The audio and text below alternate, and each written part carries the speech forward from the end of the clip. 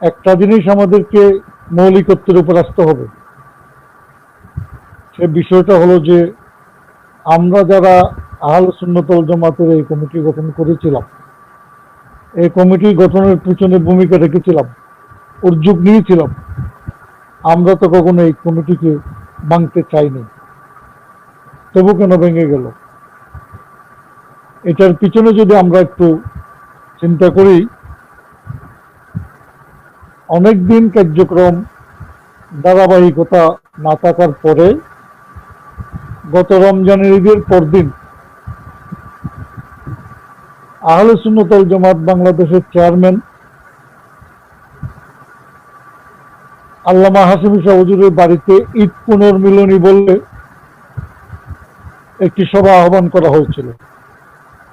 এই রমজানের ঈদ না, এর আগে রমজানের ঈদের পরদিন একদিন পরে সভা আহ্বান করা হয়েছিল।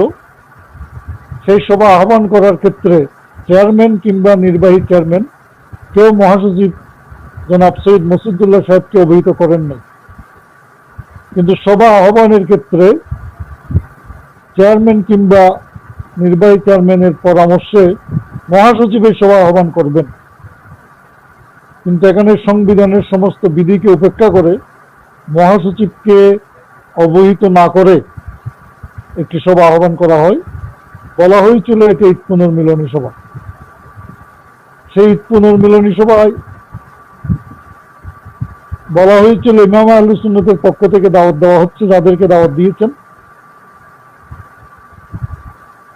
কাউকে কাউকে খতমে বুখারী শরীফের কথা বলে দাওয়াত দেওয়া হয়েছে।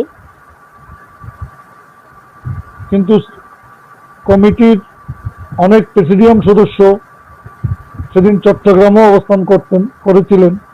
জনাব মতিন সাহেব তখন প্রেসিডিয়াম সদস্য ছিল, আব্দুল মান্নান সাহেব প্রেসিডিয়াম সদস্য ছিল, সৈয়দ ওসিউর রহমান সাহেব প্রেসিডিয়াম সদস্য ছিল।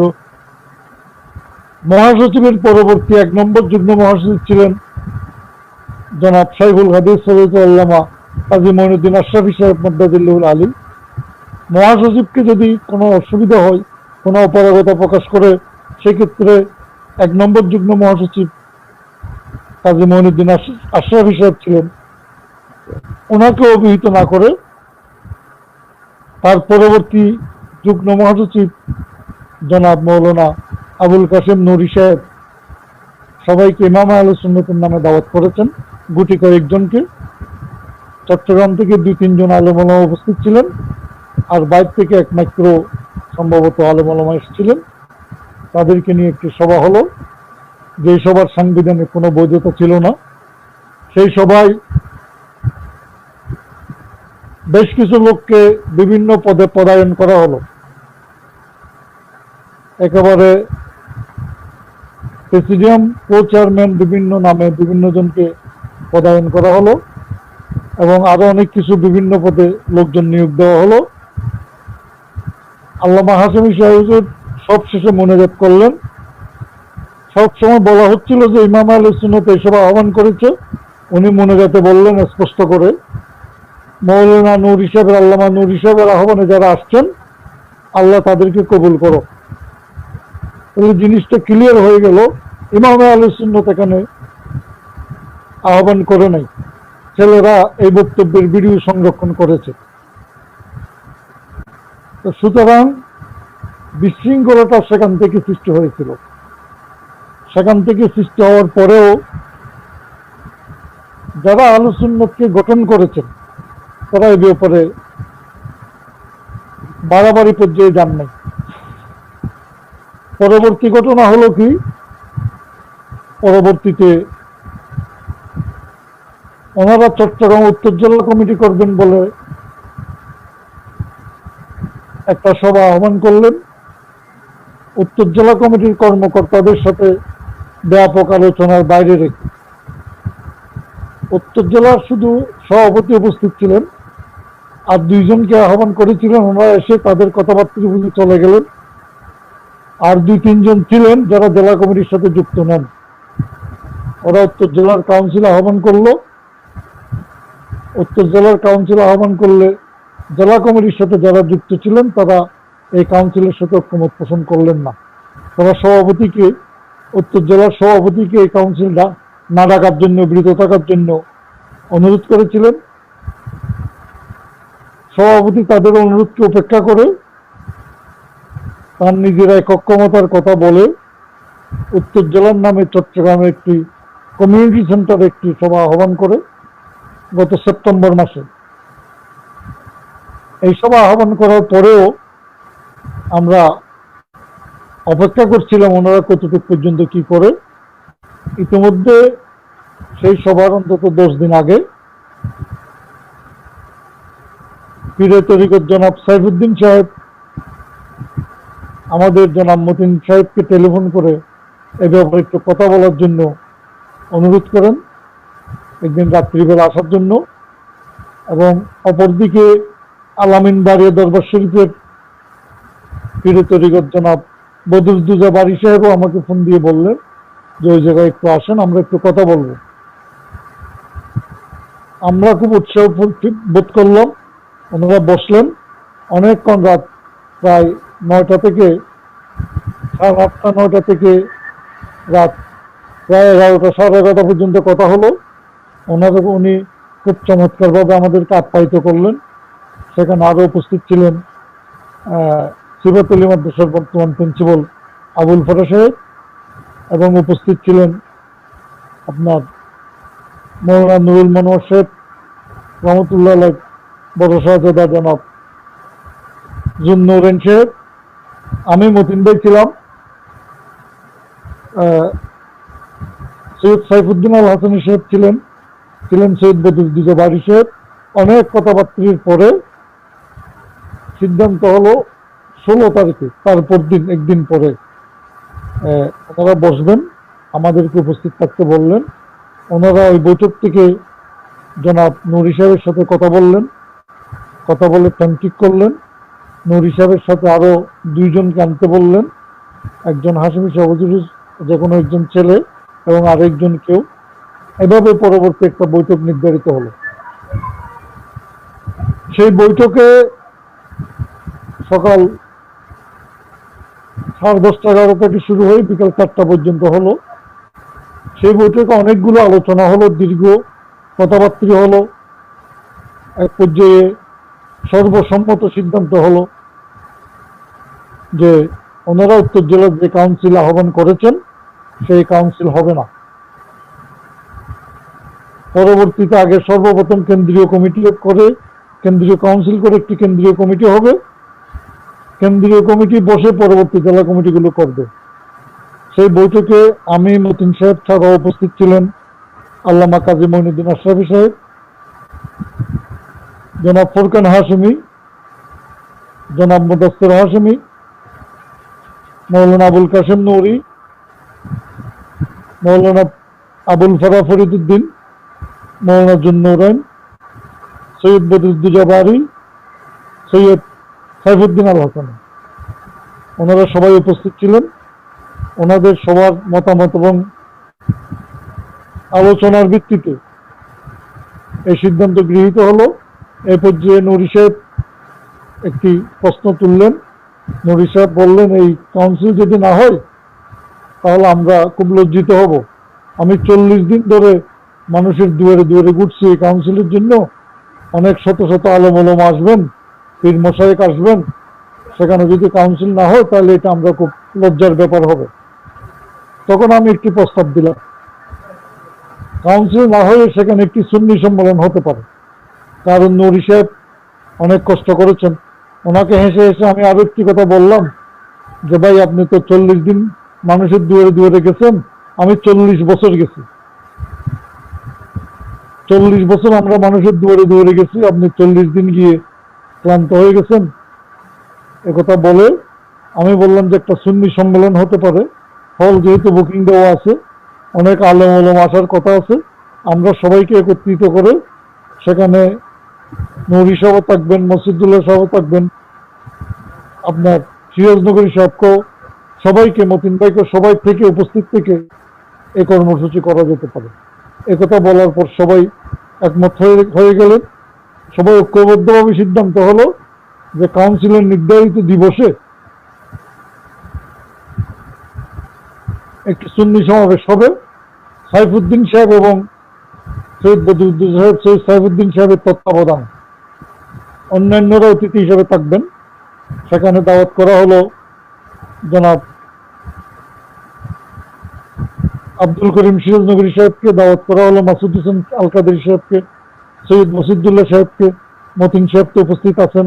এই তিনজনের সাথে ওখান থেকে উপস্থিত কথা বলা হলো, সবার সম্মতি হলো।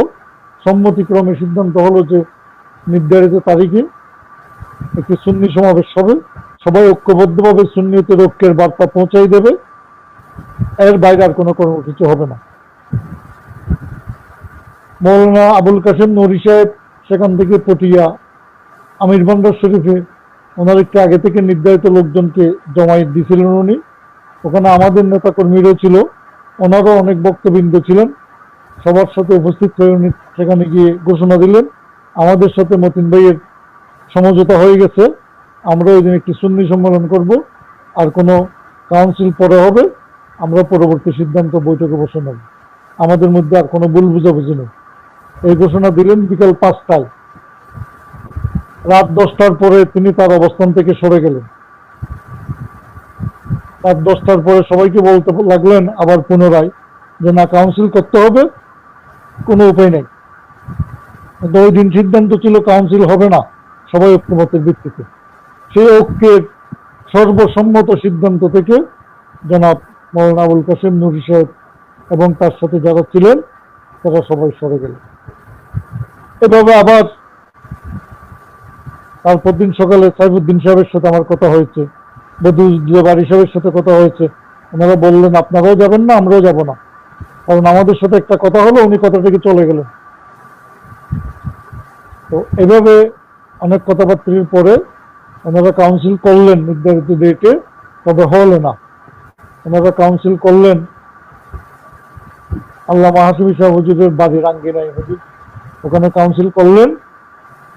শত শত হাজার হাজার আলেম ওলামা যেখানে উপস্থিতির দাবি করেছিলেন, কয়েকজন আলেম ওলামা, উল্লেখযোগ্য কোনো আলেম ওলামা আসে নাই, গুটি কয়েক মানুষ এসেছিল, তাদেরকে নিয়ে তারা কাউন্সিল এবং কমিটি ঘোষণা করলেন। তারা যাকে মহাসচিব করলেন, কমিটির সেক্রেটারি করলেন, একদিন পরে তিনি মতিন ভাইয়ের সাথে দেখা করে বললেন আমি ওদের সাথে নেই, আমি বুঝতে পারি না এই ব্যাপারটা। সে যাই হোক, অর্থাৎ এই যে পদক্ষেপ নেওয়া হয়েছিল, এই পদক্ষেপটা কথা থেকে সরে আসলেন মৌলানা আবুল কাসেম নুরি সাহেব এবং তার সাথে যারা ছিলেন তারা।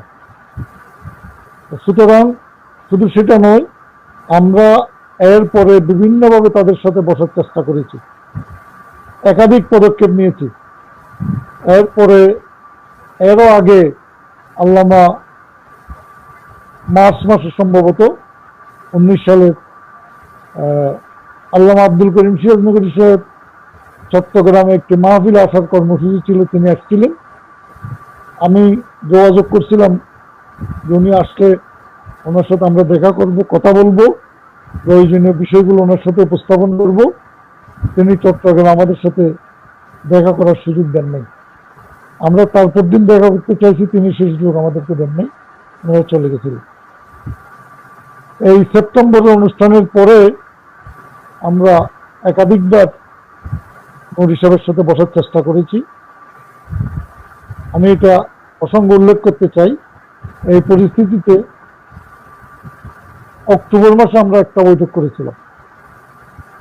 এখানে শীর্ষ আলেম ওলামা যারা আছেন, জামিয়া আহমদিয়া সুন্নিয়ত প্রিন্সিপাল আল্লামা অধ্যক্ষ মুফতি সৈয়দ ওসির রহমান সাহেব থেকে শুরু করে সোবানি আলী মাদ্রাসার শাইখুল হাদিস আল্লামা মঈনুদ্দিন আশরাফি সাহেব, সিফাত আলী মাদ্রাসার প্রিন্সিপাল সাহেব, এভাবে শুরু করে শীর্ষ আলেম ওলামা প্রায় 30 জন সিনিয়র আলেমদেরকে নিয়ে একটা বৈঠক অনুষ্ঠিত হয়েছিল।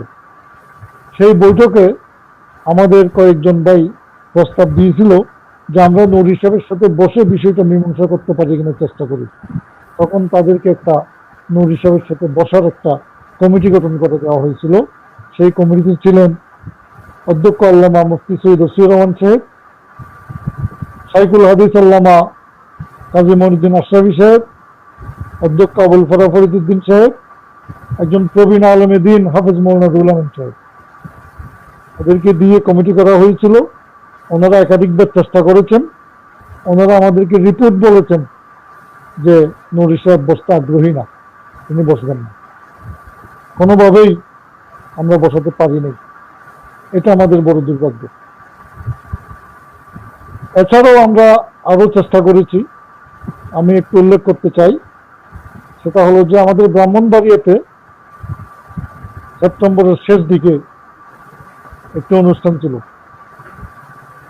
আলী মোহাম্মদ চৌধুরী সাহেবের মাধ্যমে আমরা আল্লামা সিরাজ নগরী সাহেবের সাথে বৈঠক করার জন্য একটা প্রস্তাব করেছিলাম শুধু আল্লামা সিরাজ নগরী সাহেব না, আমাদের আরো যারা আছেন, মৌলানা মাসুদ কাদের সাহেব থেকে শুরু করে যারা যারা ওই আহলে সুন্নাত ওয়াল জামাতের সাথে কার্যক্রমে যারা মুভমেন্ট করতেছেন, সবাইকে নিয়ে আমরা আল্লামা সিরাজ নগরী সাহেব একসাথে বসতে চাই। এই জন্য একটা আমাদের প্রস্তাবনা ছিল। এই প্রস্তাবনার মধ্যস্থতা করছিলেন আলী মোহাম্মদ চৌধুরী সাহেব। আলী মোহাম্মদ চৌধুরী সাহেব আমাকে 3 দিন আগে জানালেন, ঢাকার যারা আছে তারা আপনাদের সাথে বৈঠকে বসবেন না। আমরা বললাম আমরা হুজুরের সাথে বসতে চাই।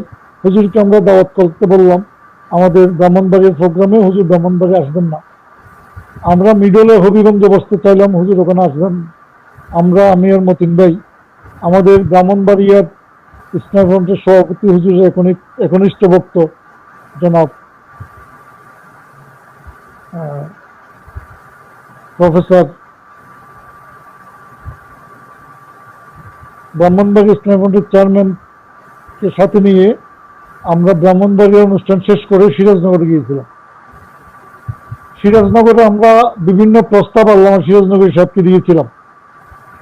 আমাদের প্রথম প্রস্তাব ছিল আপনি আহলে সুন্নাত ওয়াল জামাত কেন্দ্রীয় কমিটির সভা ডাকার ব্যবস্থা, মিটিং করার আহ্বান করেন। তিনি বললেন যে কিন্তু ভুল বুঝাবুঝি হচ্ছে, বড় কমিটির মিটিং ডাকলে হট্টগোল হতে পারে, এটা যৌক্তিক। আমরা সেই যুক্তি মেনে নিলাম। আমরা বললাম তাহলে প্রেসিডিয়াম মিটিং ডাকেন। প্রেসিডিয়াম আওয়াজ শোনা যাচ্ছে? প্রেসিডিয়াম মিটিং ডাকেন।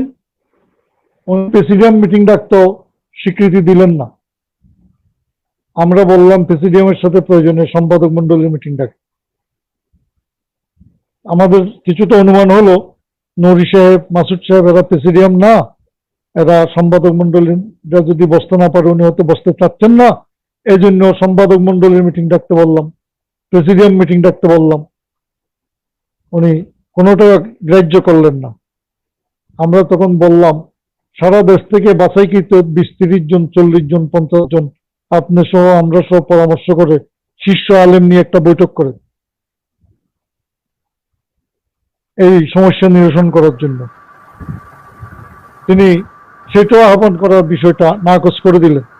হেসে হেসে বললেন যদি আপনাদেরকে নিয়ে মিটিংয়ে বসি আপনারা তো আমাদের সব সিদ্ধান্ত বাতিল করে দিবেন। আমরা বললাম যে এটা তো নাও হতে পারে, আপনাদের সব সিদ্ধান্ত তো বাস্তবায়িত হতে পারে।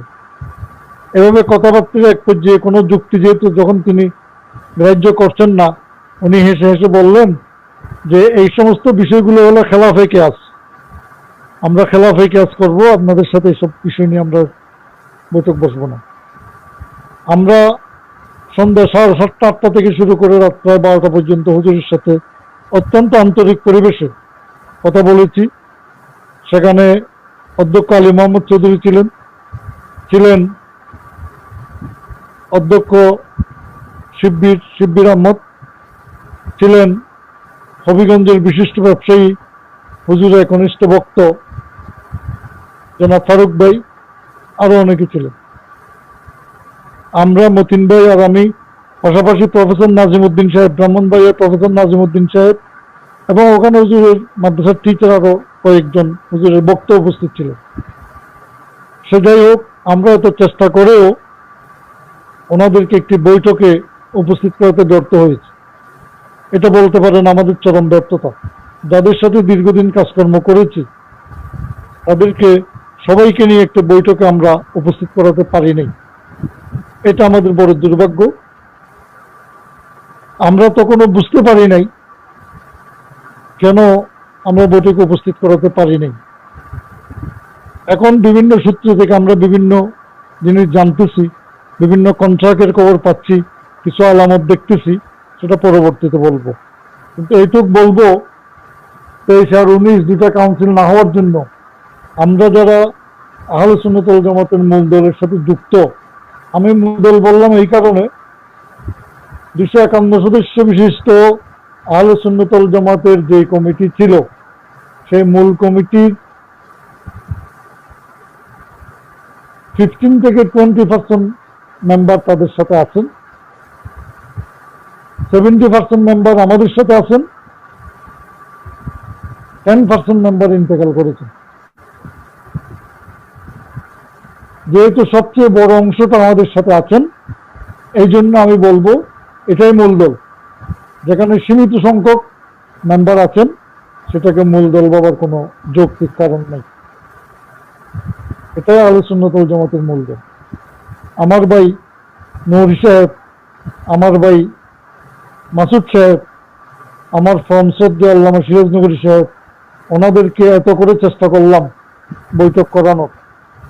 আমি বারংবার চেষ্টা করেছি, আমাদের মহাসচিব সাহেবের পক্ষ থেকে চেষ্টা হয়েছে, সৈয়দ মসজিদুল্লাহ সাহেবের পক্ষ থেকে চেষ্টা হয়েছে, বিভিন্ন পদক্ষেপ গ্রহণ করেছে, কিন্তু ওনারা, এছাড়াও আরো ঘটনা আছে। আমাদের চট্টগ্রাম উত্তর জেলার ছাত্র সেনা, যুব সেনার নেতাকর্মীরা, চট্টগ্রাম মহানগর ইসলামী ফ্রন্টের সভাপতি সহ নেতাকর্মীরা ওনাদের চট্টগ্রাম উত্তর জেলা কাউন্সিলের পূর্বে এবং তাদের 19 তারিখের পূর্বে আতঙ্ক বৈঠক করেছে। ওদের বেশ অনুযায়ী এসব বৈঠকে তো আমরা উপস্থিত ছিলাম না। আমাদের কর্মীরা যেটা আমাদেরকে রিপোর্ট করেছে, একটা পর্যায়ে নূর হিসেবে একমত হয়ে যান আমাদের সাথে বসবেন। পরবর্তীতে উনি যখন অন্যদের সাথে, ওনার লোকজনের সাথে মিলিত হয়, তখন তিনি আবার সে অবস্থান থেকে সরে যান। উনি ওনার কথার উপর ঠিক থাকতে পারেন না। এটাই হলো আমাদের কর্মীদের রিপোর্ট, যে ওরা আপ্রাণ চেষ্টা করেছে, দিবে রাত্রি বৈঠক করেছে, ওনার ঘরে ঘন্টার পর ঘন্টা অবস্থান করেছে, চেষ্টা করেছে আমাদের কর্মীরা আহলে সুন্নাত ওয়াল জামাতের কার্যক্রম ঐক্যবদ্ধ রাখার জন্য, কিন্তু আমরা সেটা পারি নাই, তা সম্ভব হয় নাই। কারণ মানুষের কমিটমেন্ট ঠিক থাকতে হবে। যে সাইফুদ্দিন সাহেবের বাসায় আমরা কমিটমেন্ট করেছিলাম, সেই কমিটমেন্টকে সর্বপ্রথম ছাত্রদের, যুবসেনাদের সাথে যে কমিটমেন্ট হয়েছে, সেই কমিটমেন্ট থেকে সরে গেছে। কমিটমেন্টের উপর ঠিক না থাকলে তাহলে সংগঠনের কার্যক্রম ধরে রাখা যায় না। কেউ যদি নিশ্চিত সিদ্ধান্ত নেয় যে আমি ভাঙবই, আমি এটা করবই, আমি বিশৃঙ্খলা করব, তাহলে আপনারা সেখান থেকে কাউকে বিরত রাখতে পারবেন না। আমি প্রসঙ্গে আরেকটি কথা উল্লেখ করতে চাই। আমি রাঙ্গামাটির ঘটনার একদিন পরে প্রিন্সিপাল নজরুল ইসলাম সাহেবের সাথে কথা বলেছিলাম। প্রিন্সিপাল নজরুল ইসলাম সাহেব আমাদের সাথে আছেন। উনি আহলে সুন্নাত ওয়াল জামাত বাংলাদেশ রাঙ্গামাটি জেলার সভাপতি। ওনার বাসায় সবার সামনে নূর সাহেবের সাথে ছেলেদের বাগবিতণ্ডা হয়েছে। ওনাকে আমি জিজ্ঞেস করেছিলাম যে আপনি নূর সাহেব হুজুরকে কতদিন ধরে চেনেন? উনি বললেন প্রায় 30 বছর ধরে। 30 বছর ধরে উনি রাঙ্গামাটিতে কতবার গেছেন? বলে তো অনেকবার আসছেন।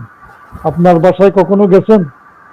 বলে আমার বাসায় তো কখনো আসেন নাই, আসবেন এই কথাও বলেন নাই। উনি মাহফিলে আসছেন, মাহফিল শেষ করে টাকা তোকে নিয়ে চলে গেছেন, কখনো আমার সাথে এভাবে কথাও বলেননি। তো উনি বললেন, আমার প্রশ্ন, আমি একটা দল করি, আমার বাসায় এসে কেন উনি অতর্কিত হাজির হলেন? হাদিয়েটা দিয়ে নিয়ে আমি বিষয়টা বুঝতে পারলাম না। আমাদের মধ্যে ফাটল ধরানোর জন্য, বিশৃঙ্খলা করার জন্য ওনার মকসুদ আমার বুঝে আসেনি। কেন আসলেন? কারণ এই দীর্ঘ জীবনে ওনার বয়স যেমন 60 বছর অতিক্রম হয়েছে, নূর সাহেবের বয়সে 60 বছর অতিক্রম হয়েছে। 30 বছর ধরে পরিচিত জীবনে একদিন ওনার বাসায় যায় নাই। যদি পূর্ব থেকে যাতায়াত থাকতো আর উনি ওনাদের সাথে কাজ করতেন, তাহলে ওনার বাসায় যাওয়ার যৌক্তিকতাটা থাকতো। একজন লোকের বাসায় আরেকজন লোক যেতে পারে, এটা অপরাধ নয়, কিন্তু এই ক্ষেত্রে অপরাধ। প্রথম অপরাধ হলো বয়স্ক লোক, করোনার মহামারী যাচ্ছে, সেখানে এক গাড়ি লোকজন নিয়ে ওনার বাসায় হাজির হওয়াটা এটা একটা অপরাধ। দ্বিতীয় বিষয় হলো জীবনে যার বাসায় যায় নাই, যে অন্য দলের সাথে যুক্ত, তার বাসায় কি উদ্দেশ্যে কেন অতর্কিতে গিয়ে পৌঁছবেন, এটা একটা কৌশলী ব্যাপার, দূরভিসন্ধি আছে এখানে। সেই বিষয়গুলো জাতিকে বুঝতে হবে। যদি নিয়মিত যোগাযোগ থাকে, নিয়মিত যাতায়াত থাকে, নিয়মিত কার্যক্রম থাকে, তাহলে সেখানে যাওয়ার বিষয় থাকতে পারে।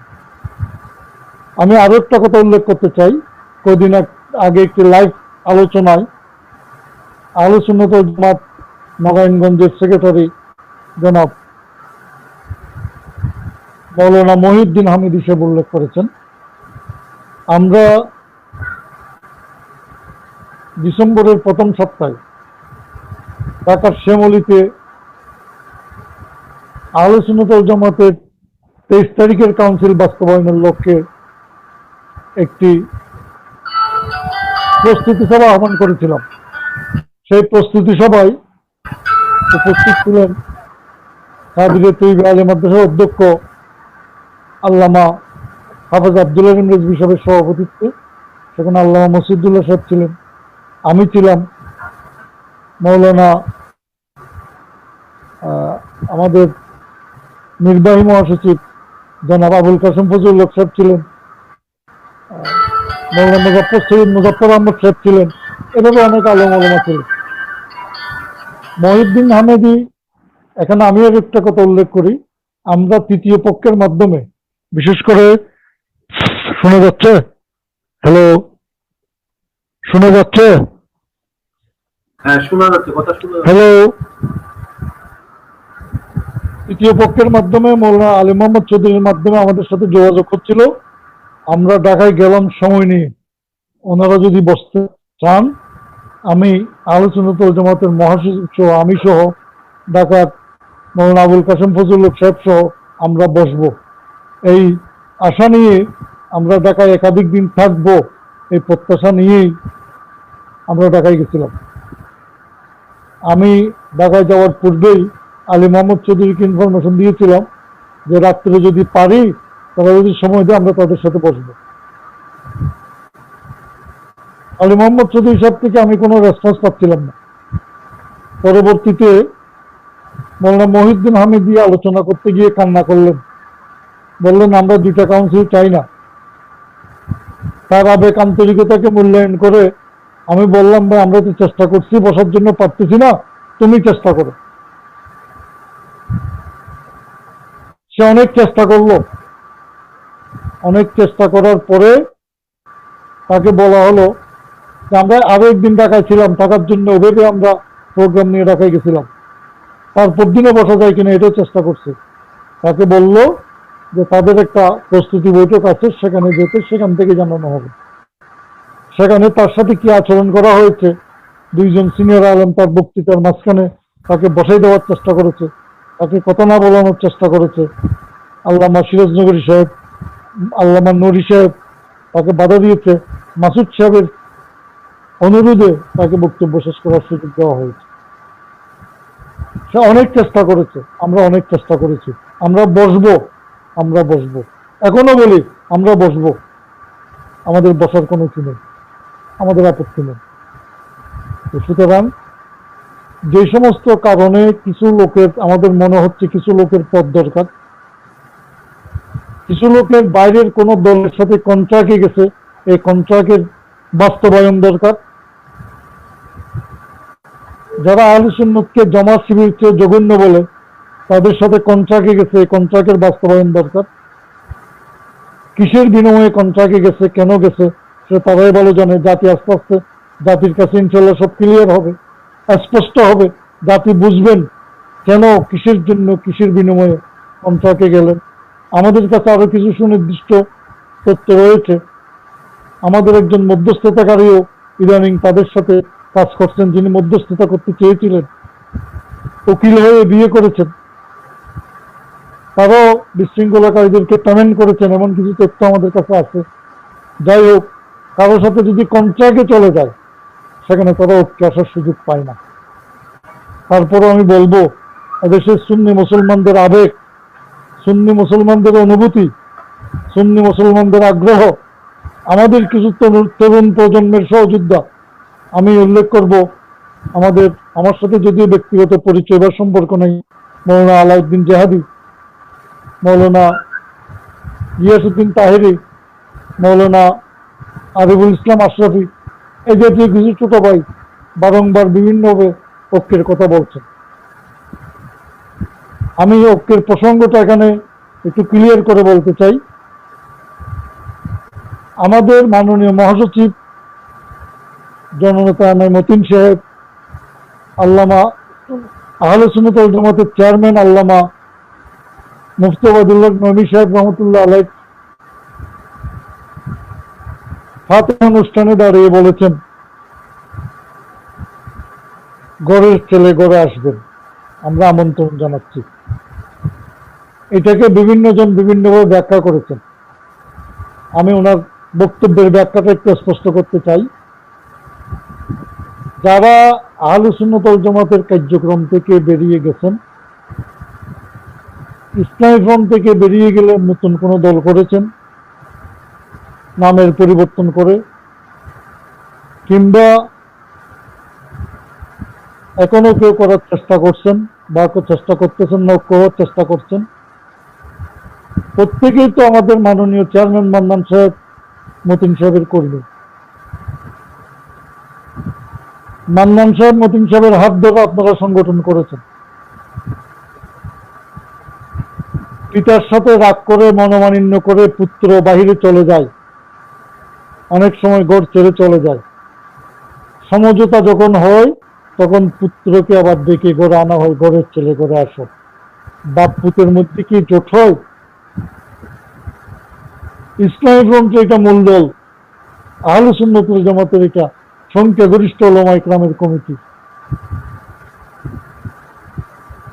আপনাদেরকে ঘরে, আপনারা যখন বসবেন আলোচনা করবে, তখন বিষয়টা স্পষ্ট হবে। আপনাদেরকে কিভাবে অ্যাডজাস্ট করা যায় সেই ব্যাপারে একটা ফর্মুলা বের করে সবাইকে আহলে সুন্নাত ওয়াল জামাতে, ইসলামী ফ্রন্টকে ঐক্যবদ্ধভাবে করে নেওয়া যাবে।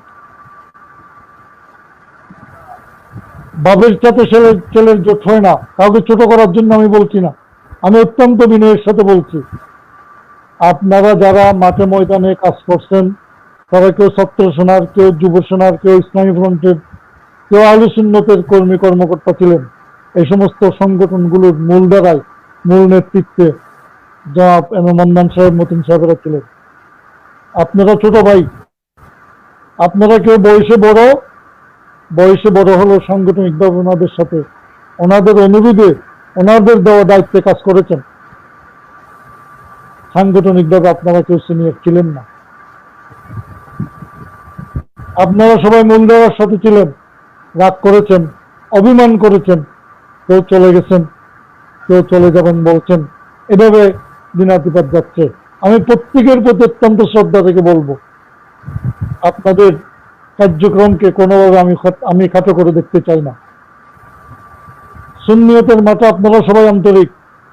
আমাদের ছোট ভাইয়েরা লাইফে এসে যেভাবে ঐক্যের কথা বলছে, যদি ভাই লাইফের কথা বলে ঐক্য হয় না। ঐক্য হয় টেবিলে, ঐক্য হয় নেতৃত্বে, ঐক্য হয় বৈঠকে। সে ঐক্যটা হতে হবে আন্তরিকতার সাথে, সে ঐক্যটা হতে হবে সহমর্মিতার সাথে।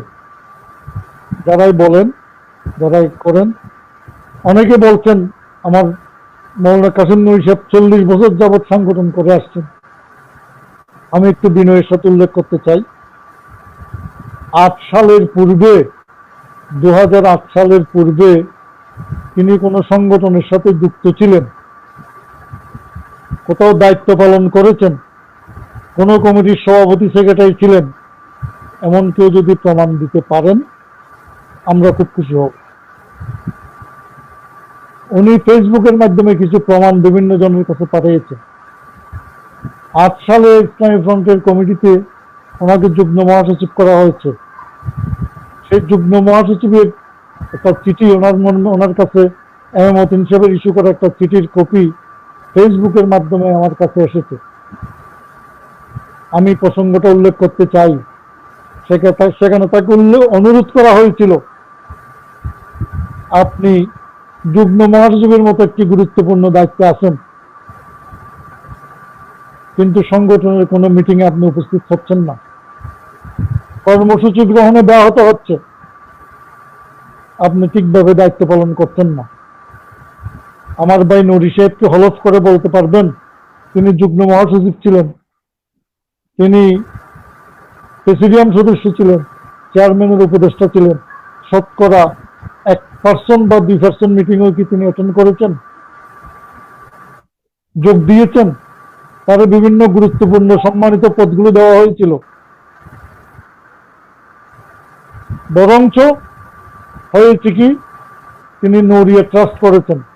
আমাদের ছাত্র সেনার রেডিমেড কর্মীদেরকে বিনা বাধায় সেখানে কাজ করতে আমরা সুযোগ দিয়েছি।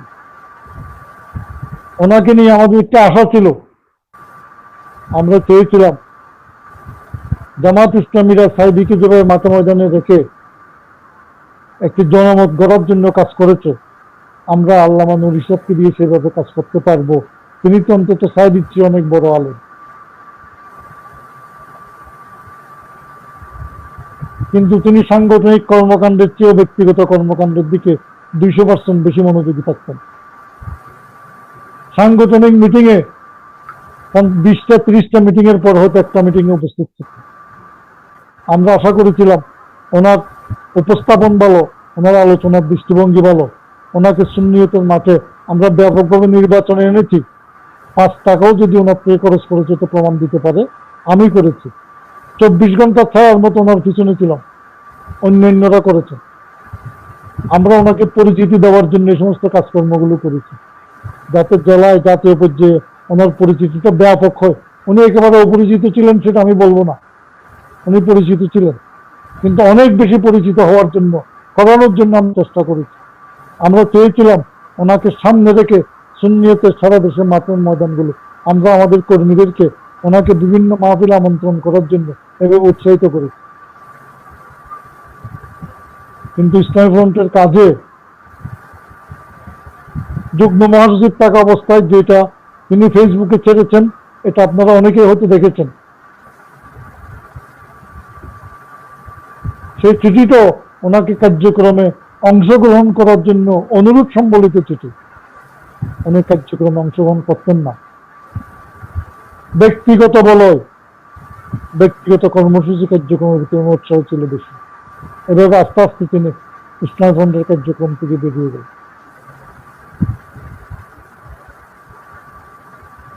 আমরা তো চেয়েছিলাম ওনাকে বের করে দেওয়ার জন্য, ছেড়ে দেওয়ার জন্য তো আমরা যুগ্ম মহাসচিব করিনি, প্রেসিডিয়াম মেম্বার করা হয় নাই। যুগ্ম মহাসচিবের দপ্তরের কাজ অনেক বেশি। আমরা পরামর্শ করলাম প্রেসিডিয়াম মেম্বারদের কাজ অনেক কম, ওনাকে প্রেসিডিয়াম করা হোক। উনি কয়টি প্রেসিডিয়াম মিটিং এ উপস্থিত ছিলেন? উনি চেয়ারম্যানের উপদেষ্টা করা হলো, চেয়ারম্যানের উপদেষ্টা হিসেবে উনি কি ভূমিকা রেখেছেন? বরঞ্চ ওনার নুরিয়া আঞ্জুমান ট্রাস্ট এই সমস্ত বিষয়গুলো নিয়ে ব্যস্ত থাকতেন।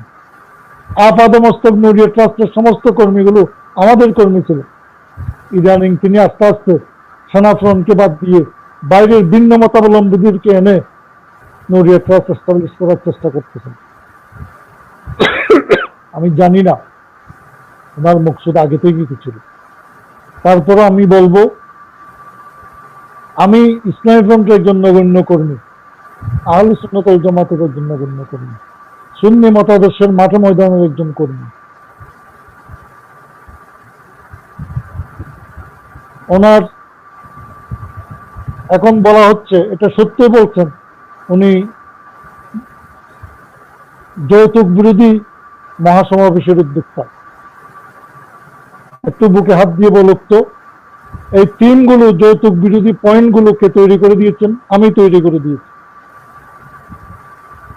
এই বিষয়ে কারা উৎসাহিত করেছেন একটি সামাজিক আন্দোলন তৈরি করার জন্য? এগুলোর সব নেপথ্যে আমাদের ভূমিকা ছিল, অবদান ছিল। আজকে হয়তো স্বীকার করবেন কিংবা করবেন না, সেটা উনি ভালো জানেন। আমরা এখনো চাই যারা 19-এ কাউন্সিল করে আহলে সুন্নাত ওয়াল জামাতের বিভক্তি রেখা টেনেছেন, যাদেরকে বারংবার বসার ঐক্যবদ্ধ হওয়ার অনুরোধ করা সত্ত্বেও তারা যারা আসেন নাই, তাদেরকে দুহাত জোর করে আবেদন করব, বসুন, কথা বলুন, ঐক্যবদ্ধ কোনো পদক্ষেপ নেওয়া যায় কিনা সেটা আমরা চেষ্টা করব। কারণ যারা গড়ে তারা কখনো ভাঙে না। আমরা গড়েছি, আমরা ভাঙতে চাই না। আমরা গড়তে চেয়েছি, ঐক্যবদ্ধ রাখতে চেয়েছি। আমাদের ব্যর্থতা এখানে যে আমরা রাখতে পারিনি, সেই ব্যর্থতা আমরা মাথা পেতে নেব।